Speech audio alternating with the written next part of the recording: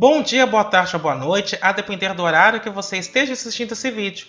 Tudo bem com você? Eu sou o professor Fábio e no vídeo de hoje eu gostaria de discutir brevemente o que nós podemos entender por filosofia da matemática. Vamos lá?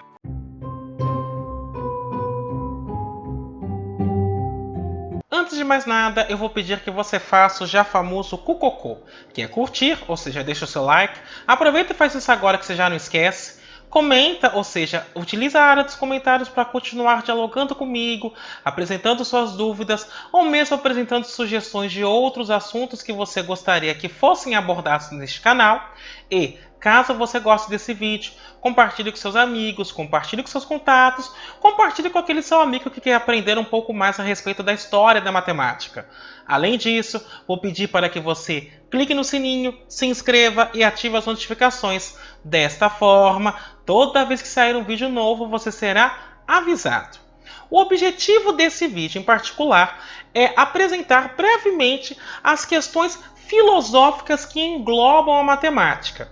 Veja, para compreendermos o desenvolvimento da matemática, é interessante observarmos algumas conjecturas para tentar compreender o que os estudiosos desejavam fazer à época. Inclusive, este é o principal dificultador da inserção daquilo que se chama de problema histórico nos livros do ensino médio. Aliás, esse tipo de problema tradicionalmente costuma ser inútil para o aprendizado. Porque veja bem, como é que se configura um problema histórico no ensino médio? Você tem um capítulo que aborda um determinado conteúdo, aí tem uma lista de exercícios, e lá no final tem um exercício difícil que é associado a um matemático para o aluno resolver. O aluno vai, resolve, aprende uma técnica que provavelmente não é utilizada mais atualmente e não tem nem ideia de para que aquilo serve. Portanto, se eu quero inserir a história da matemática no ensino, é necessário pensar em algumas questões mais amplas que englobem justamente esta vontade que as pessoas tinham de resolver problemas numa determinada época. E a partir dessa necessidade de resolver aqueles problemas, contextualizar o que é feito hoje. Bem, existem algumas questões filosóficas que são mais amplas do que propriamente históricas, e se nós estamos querendo entender o desenvolvimento da matemática ao longo de um período histórico, é necessário pensar nelas. Por exemplo, eu posso citar as questões epistemológicas, que são as questões inerentes à teoria do conhecimento. Então, dentre essas questões, eu poderia me perguntar o seguinte: qual é a natureza de objetos matemáticos tais como números, triângulos, probabilidades e funções? Porque nós trabalhamos com isso como se elas existissem. Em que sentido isso existe? Se é que existe. Quando eu vejo um número é algo que eu posso dizer que existe? Se sim, em que sentido ele existe? O que é que nós sabemos de fato a respeito do infinito? Se eu tenho uma mente humana que tem capacidade finita, será que esta mente é capaz de compreender infinitas coisas diferentes? Qual é o sentido da continuidade? É possível pensar em unidades contínuas utilizando símbolos discretos como números? Em que medida isso é feito? Existem outras questões também que são chamadas questões metafísicas, que englobam a natureza da realidade que nos circunda. Por exemplo, quando eu falo em matemática pura e matemática aplicada, qual a relação que tem entre uma coisa e outra? Matemática pura costuma ser aquela área mais abstrata e que costumeiramente se diz, são as pessoas que fazem matemática pela matemática. E matemática aplicada, em tese, é aquilo que você vê de maneira mais concreta. Qual a relação entre uma coisa e outra? Há uma correspondência a esse mundo abstrato das ideias matemáticas e o mundo real? Se há uma relação, qual a natureza dela? Por qual motivo eu posso usar a matemática para explicar o mundo? Por que estatística e probabilidade de fato funciona? E nós podemos usar o passado para prever o futuro do universo físico, a exemplo do que ocorre na matemática? Por exemplo, se eu conheço uma função, se eu tenho uma função em determinado ponto e eu conheço o gráfico dela, eu posso dizer como ela se comporta num tempo futuro. Pensando no mundo real, no mundo que nos circunda, é possível utilizar a matemática para fazer esse mesmo tipo de previsão? Então essas são questões metafísicas. Existem as questões metamatemáticas, que são questões que estão relacionadas diretamente com a ideia matemática. Por exemplo, a matemática pura busca provar teoremas. Provar teorema nada mais é do que demonstrar uma inferência a partir de uma premissa. Se eu estou pensando na demonstração de um teorema, quais premissas eu posso utilizar como hipóteses para demonstrar o teorema? O que é válido para demonstrar o teorema? Quais regras de inferência são confiáveis? Então perceba que essa é uma questão que envolve a natureza da própria matemática. Por exemplo, se eu estou pensando nessa ideia de qual premissa é válida para demonstrar um teorema, eu posso recorrer a algumas escolas de pensamento. Uma delas é o intuicionismo, que acredita que, no momento que eu estou demonstrando uma afirmação matemática, eu não posso utilizar algumas premissas, como o axioma da escolha, que é o axioma que diz que o produto de uma coleção não vazia de não conjuntos é não vazio, ou uma frase que a gente usa muito em lógica matemática, do tipo, se não A é falso, então A é verdade. Ou seja, se ao negar uma afirmação A eu caio numa falsidade, é porque essa afirmação A é verdadeira. Ele parte do pressuposto que há coisas que não são verdade e também não são falsas. Além disso, uma outra questão importante quando eu penso na natureza da matemática, aliás, o prefixo meta significa natureza do ou natureza de. Uma questão metamatemática essencial é o quão importante é a apresentação da matemática de maneira formal.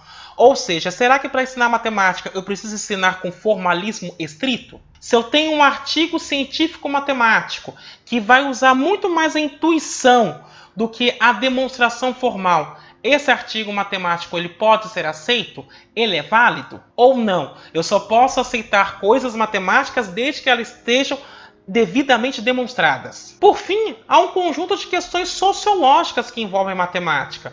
Por exemplo, qual é a importância da matemática para a sociedade atual? Qual progresso material ou moral vem da contribuição dos matemáticos? Qual matemática eu devo ensinar? Em que momento eu devo ensinar essa matemática?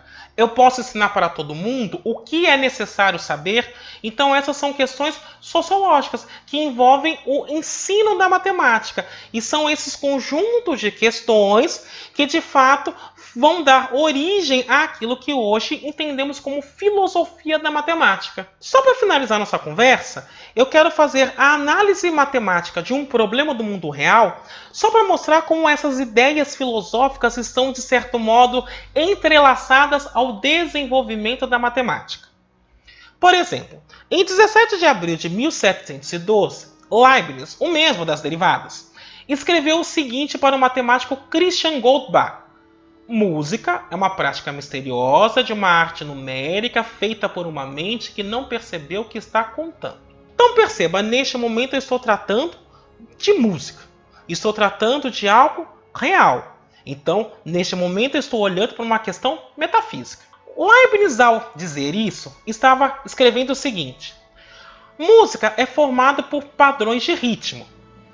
Esses padrões de ritmo podem ser analisados e quebrados em repetições de padrões periódicos simples, combinados de maneira complexa. Ou seja, quando eu pego uma música, eu vou olhar para o padrão de ritmo que aquela música tem, vou quebrar esse padrão de ritmo em partes cada vez menores e simples, mas eu sei que essas partes simples que se repetem ao longo da música estão combinadas de alguma maneira. Então, até aí, é uma questão metafísica.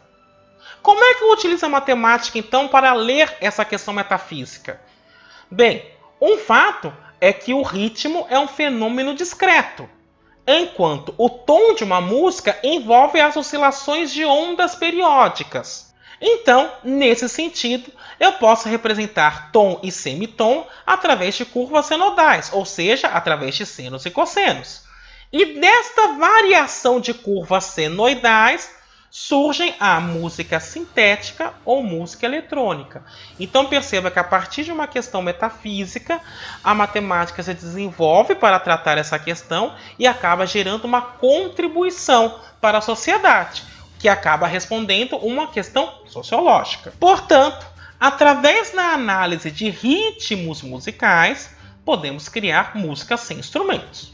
Essa é uma contribuição que vem da ideia do que é a música. Além disso, a quebra do ritmo em padrões menores nos permitem associar notas musicais a números. Portanto, os músicos de fato estão escrevendo números, muito embora não percebam tal fato. Isso não é dito de maneira tão clara e tão direta. Uma vez que eu percebo que dizer que música é número faz todo sentido, eu posso pensar então na entrega dessa música para as pessoas. E aqui eu vou olhar somente para ondas de rádio, mas o mesmo pode ser feito se eu pensar no impulso elétrico da internet. Mas pensando em ondas de rádio, as ondas de rádio podem ser quebradas em um conjunto finito de frequências simples, cada uma tendo uma fase e uma amplitude específicas. Por sua vez, o rádio recebe esse conjunto de amplitudes e frequências, transforma isso em impulso elétrico e envia para os alto-falantes, que por sua vez transformam isso em som. Os ouvidos humanos, em particular, escutam sinais cujas frequências estão entre 20 e 20 mil ciclos por segundo. E aí a pergunta que se faz é: como é que é feita essa transição entre sinal sonoro e sinal elétrico? Isso é feito através da interpolação de Whittaker-Shannon. Então o que eu quero observar aqui é o seguinte: eu pego um problema de origem metafísica como o que é a música, discuto esta questão, vejo que ela pode ser descrita através de números e com isso, no primeiro passo, eu contribuo utilizando a música eletrônica. Portanto, eu respondo um problema sociológico. Vou além.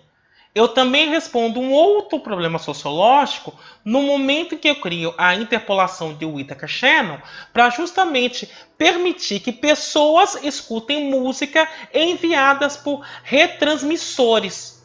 Portanto, perceba, a matemática ela está entrelaçada neste problema, muito embora não seja ela a mola propulsora do problema. Não é ela que está na origem do problema, mas ela é utilizada como uma ferramenta para resolver problemas. E nesse sentido, quando nós estamos pensando em estudar história da matemática, a ideia mais adequada para isso, segundo os historiadores, é: vamos analisar o que estava sendo feito num determinado período histórico para ver como a matemática se desenvolveu e o que foi feito para responder àquele problema. Bem, era isso que eu gostaria de discutir com você hoje. Espero que tenha sido bastante proveitoso. Eu me despeço por aqui. Até a próxima!